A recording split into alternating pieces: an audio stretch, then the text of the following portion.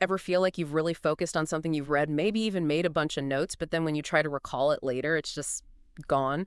Or you get feedback on something you've put your heart into, and some comments are like a light bulb switching on, while others just leave you, well, puzzled. Yeah, those are the exact learning mysteries we're tackling today. Yeah. You shared a truly insightful article with us, Feedback and Written Instruction, The Place of Response Certitude by Raymond Kulhavy and William Stock, published way back in 1989. Wow, I 1989. know, right? Yeah. But what's fascinating is how much their findings still resonate, Yeah. with how we learn most effectively today. Absolutely. So for you, our listener, the goal of this deep dive is to get beyond the surface of feedback. We want to understand what really makes feedback and written learning stick. Forget just right or wrong. We're after those surprising insights and aha moments that lead to genuine understanding and, importantly, long-term retention.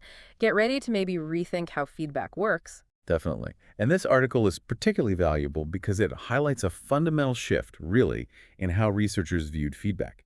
Initially, the dominant perspective, heavily influenced by behavioral psychology, considered feedback primarily as a tool for reinforcement. Reinforcement, like Pavlov's dogs or Skinner's boxes. Exactly. More like Skinner. Think of it as a reward mechanism to strengthen correct responses. Okay, let's unpack this. So the early view, drawing from Skinner and those early teaching machines, was basically that if you got something right, the feedback was like a little treat, encouraging you to repeat that correct response. Right.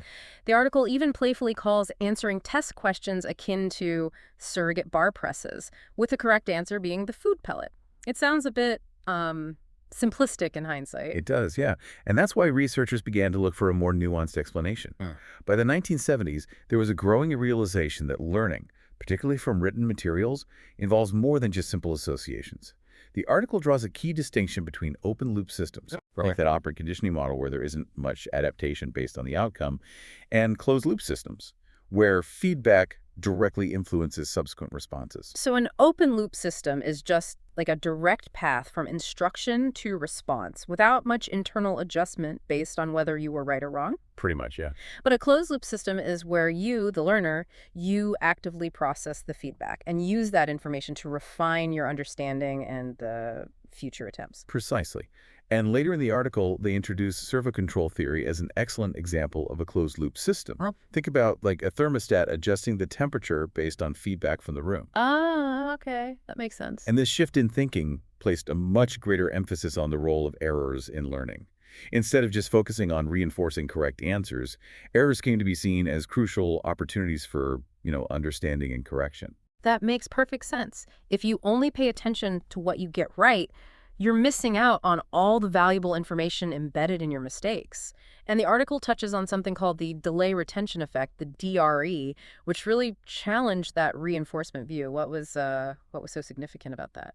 What's fascinating here, and maybe surprising for you listening, is that the DRE demonstrated that sometimes delaying feedback actually led to better retention of the material over time. Better retention with delayed feedback. That seems backwards. It does, doesn't it? Yeah. This was really difficult to reconcile with the reinforcement model, which would predict that immediate feedback, acting as a direct reward, should always be the most effective. Right. If feedback is a reward, the sooner you get it after the good behavior, the correct answer, the stronger the learning should be. So if delaying it sometimes helps, that suggests a different mechanism is at play, right? Exactly. And the information processing perspective offered an explanation called the interference perseveration hypothesis. The core idea here is that when feedback is delayed, you tend to forget your initial, often incorrect attempts. Think of it like trying to learn a new phone number while your old one keeps popping into your head. That's proactive interference. Ah. Delayed feedback helps that old number, that incorrect answer, fade so the new correct one can stick better. There's also the possibility that immediate feedback right after a test might be processed less effectively due to, mental fatigue, whereas a delay allows for a fresh perspective. So a key insight for you here, listener, is that sometimes waiting for feedback can actually be more beneficial for long-term learning. It kind of flips the common sense idea that immediate is always best. Definitely a surprising finding. Okay, that's a really interesting point about forgetting the initial error and reducing interference. Now, the article also points out that just saying right or wrong to a response is a pretty blunt instrument. It introduces the concept of response certitude. How does considering that change our understanding of feedback? Right, so we've seen how thinking about feedback shifted from a simple reward to a piece of information. Now, the article takes this a step further by looking at your role in this specifically, how confident you are in your initial thoughts. My confidence. Okay. Yeah, this raises a really important question about your internal state as a learner. The authors argue that we can't simply categorize all correct answers as equally right or all incorrect answers as equally wrong. You, the learner, will have varying degrees of confidence or certitude in your responses. So even if I happen to get an answer correct, it might have been a complete shot in the dark, right? And I wouldn't feel very sure about it. Exactly. On the other hand, if I get something wrong, it could be a minor oversight, and I might have been quite confident in my ultimately incorrect answer. Precisely. This subjective feeling of certainty is a crucial piece of the puzzle when we're examining how feedback influences learning for you.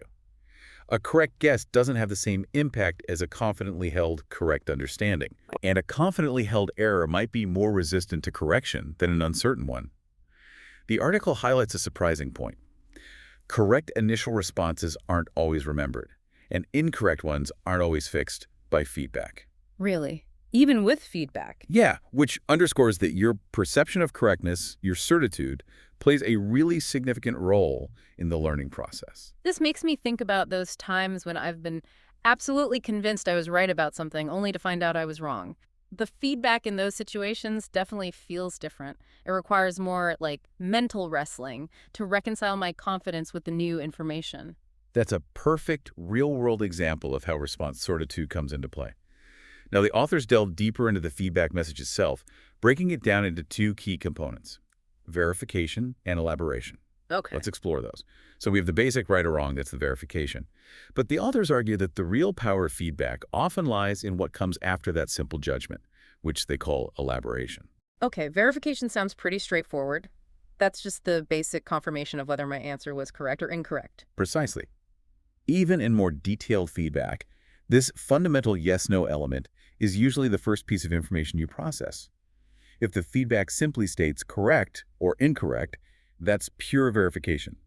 Minimal load. And then elaboration encompasses everything else in the feedback beyond that simple judgment. Exactly. It's all the additional substantive information provided. The authors categorize elaboration in a few different ways, which is really useful for understanding how different types of information might affect your learning. What are the main categories of elaboration they identify? They outline three primary types based on where the information comes from. First, there's task-specific elaboration. This is information directly related to the original question or task. Like what? The most common examples include restating the correct answer, or, in the case of a multiple-choice question, maybe providing all the answer options again in the feedback. That makes sense. You're getting more information directly tied to what you were just trying to answer. Second, there's instruction-based elaboration. This type of feedback draws information from the broader lesson material itself, although not necessarily from the specific question you answered. So maybe pointing back to a paragraph in the text. Yeah, or it could involve an explanation of why a particular answer is correct, pulling from the concepts taught earlier. Okay, so this is about providing context and reinforcing the underlying principles. Exactly. And finally, there's extra instructional elaboration. This brings in information from outside the immediate lesson, such as related examples or analogies that weren't part of the original learning material. Ah, interesting. The authors do point out that there isn't a lot of research specifically focused on this type of elaboration, though. It seems like that could be really helpful for making broader connections, but maybe harder to implement consistently in, like, automated feedback or something. That's a good point. Now, beyond these categories, based on the source of information, the authors also introduce two other ways to think about elaboration: form and load. Any initial thoughts on what those might mean for you as a learner? Form. Sounds like it could relate to how the feedback is presented. Maybe changes in the structure or layout compared to the original question. Yeah. And load. Well, that sounds like the sheer amount of information contained in the feedback. Like how much stuff is packed in there? You've got it. Form refers to any changes in the structure of the stimulus between the initial instruction and the feedback you receive. For example, if you answered a multiple choice question and the feedback presents the same question but with the answer options reordered, that's a change in form. Okay. Or if you had to, say, rearrange words to form an answer and the feedback provides the correct sentence fully formed. The load, as you correctly identified, is simply the total quantity of information included in the feedback message. A simple yes-no has a minimal load, restating the correct answer increases it, and adding a detailed explanation increases it further. So we have these different ways to elaborate on feedback, task-specific, instruction-based, extra-instructional, plus form, and load. But the article mentions that the research on whether and how much elaboration actually helps learning is, well, a bit all over the That's a place. fair assessment, yeah. Despite a significant amount of research, there's no clear, consistent picture of what kinds of elaboration are most effective and under what circumstances. Some studies suggest more detail helps, others show no effect, or even sometimes a negative impact. A negative impact. How? Well, potentially information overload or maybe poorly designed elaboration could confuse the learner more. The authors point out a key issue. There hasn't been a systematic approach to designing and measuring the effectiveness of different types of elaborations, or, crucially, tailoring them to your specific needs as a learner based on your initial response and that level of certainty. Right, back to certitude. Exactly. They emphasize that for feedback to be truly effective in correcting errors, it needs to accomplish three things. 1, eliminate the incorrect response from your understanding. 2, substitute the correct response. And 3, strengthen that correct response for future recall. And, well, current research hasn't fully unlocked the secrets to consistently achieving these goals through elaboration alone. It sounded like they were striving for a more solid theoretical foundation to make sense of all this, which leads us to the server control model they developed. How does that model integrate all these different aspects? Feedback, certainty, elaboration for us? Okay, yeah, here's where it gets really interesting, where the article offers a valuable framework for you. The authors developed a model that combines the concept of response certitude with principles from server control theory to explain the feedback process within that three-cycle learning paradigm we discussed earlier: instruction response, feedback, retest. Okay, just as a quick reminder, what are the core ideas of servo control, again, in this context, like the thermostat example? Right. At its core, servo control describes a system that continuously tries to match a perceived input to a desired reference standard and to reduce any discrepancy or error between the two. In the context of learning, their model applies this idea to your cognitive processes. My cognitive processes, okay. They identify key components within you as the learner. There's the controlled variable, which is your perception of the instructional task demand, the reference standard, which is your existing knowledge, your cognitive reference, and a comparator mechanism where the perceived task is matched against your existing knowledge. This comparison generates a feeling of error or discrepancy. So the discrepancy is like the gap between what the task asks and what I currently know or think I know. Exactly. And the system then works to minimize this discrepancy through learning and adjusting those cognitive reference. Okay, so in the first cycle, when I encounter new information or a task, my brain compares it to what I already know. If there's a significant mismatch or discrepancy, that likely leads to a less certain initial response from me. Precisely. You perceive the task, compare it to your prior knowledge, your understanding of the topic, previous experiences. This comparison results in an initial response and a judgment of how certain you are about that response, and importantly, both of these are stored together in your memory. Stored together, okay. Then in the second cycle, when feedback is provided, what happens according to the model? The feedback you receive is perceived and then compared to that stored memory of your initial response and its associated level of certainty. This comparison generates two things. First, a verification component: does the feedback confirm or contradict your initial response? And second, a measure of discrepancy. Discrepancy again, but related to the feedback this time. Yes. This discrepancy, according to the model, is directly linked to the amount of cognitive effort you will invest in processing the feedback, things like the time you spend studying it. They even propose a formula for it, related to verification and certitude. Okay, wait. So if there's a large discrepancy, for instance, if I was very confident about an answer that turns out to be wrong, the model suggests I'll likely spend more time and mental energy trying to understand why I was wrong and what the correct information is. Precisely. That mismatch signals a need for more processing. And the elaboration provided in the feedback can then influence how effectively you can adjust your understanding and maybe even your level of certainty about the corrected information. Right. So the result of this feedback processing cycle is a modified understanding, an updated set of cognitive reference that have been shaped by the feedback. Exactly. And finally, in the third cycle, the retest, how does the model explain my subsequent response? The original task demand is presented again, But now it's compared to those modified cognitive reference, your updated understanding. This comparison leads to your final response on the retest. The model aims to predict not only whether your answer will be correct, R3 they call it, but also how confident you will be in that final response. So the model essentially creates this chain. My initial confidence, how I process feedback based on the mismatch or discrepancy it creates, and then my performance on a later assessment. It's trying to provide a more comprehensive picture of the whole feedback loop in learning. Exactly. It links cognition, metacognition, your certitude judgment, Mm-hmm. and behavior, response time, final answer. And one of the key predictions stemming from this model, which is particularly relevant for you as a learner, is that your initial response certitude and the durability of that response, how likely you are to remember it later, are positively correlated. Meaning, If you are more confident in your initial understanding, regardless of whether it's actually correct or incorrect, that response is more likely to stick with you, to be more durable in memory. that makes intuitive sense. If I felt like I really grasped something initially, I'm more likely to recall it later, even if I need correction. Right. Another significant prediction is that the amount of time you spend processing feedback, a measure of effort, is directly related to that discrepancy measure we discussed. The bigger the mismatch between your response, certitude, and the feedback, the more cognitive effort you'll invest. Okay. And the article details some experiments they did to test these predictions, right? What were the key findings there? Did the model hold up? Yes, they reported on 3 experiments. Yeah. The first 2 primarily investigated that relationship between the discrepancy measure and the time spent processing feedback. They did things like manipulating the time allocated for the initial instruction reading and whether the feedback simply verified correctness or not. What happened? A really insightful finding for you, listener, is that they discovered that your perception of the task demand, influenced by factors like how thoroughly you read the initial material, cycle 1, had a significant impact on how long you spent on the feedback, cycle 2.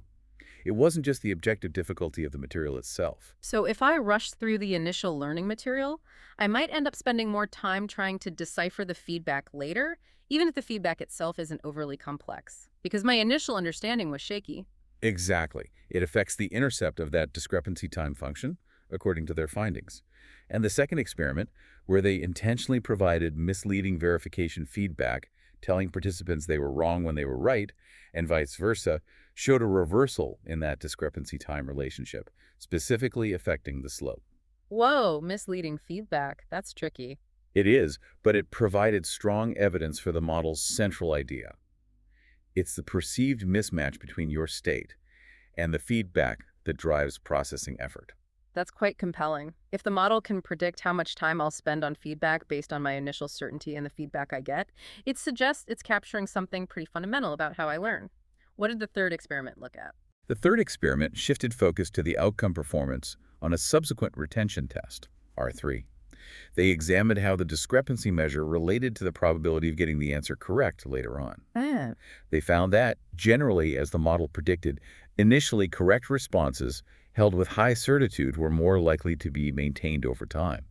And, maybe more importantly, initially incorrect responses held with high certitude had a greater probability of being corrected, although these often required more processing effort during the feedback stage, as predicted by the discrepancy measure. what about the low certitude answers, the guesses? For responses held with low initial certitude, the likelihood of both maintaining a correct answer and correcting an error was lower. This suggests that when you're essentially guessing, the feedback might function more like initial instruction rather than a correction mechanism, and elaboration might play a bigger role there. And the overall pattern of results on the retention test generally aligned with the curves predicted by the model. Yes, the results showed a clear link between that initial discrepancy measure, FVXC, and the probability of getting the answer right on the retest for both initially correct and initially incorrect answers. The general form of the predicted curves held up, showing that initial certainty matters for later retention and correction.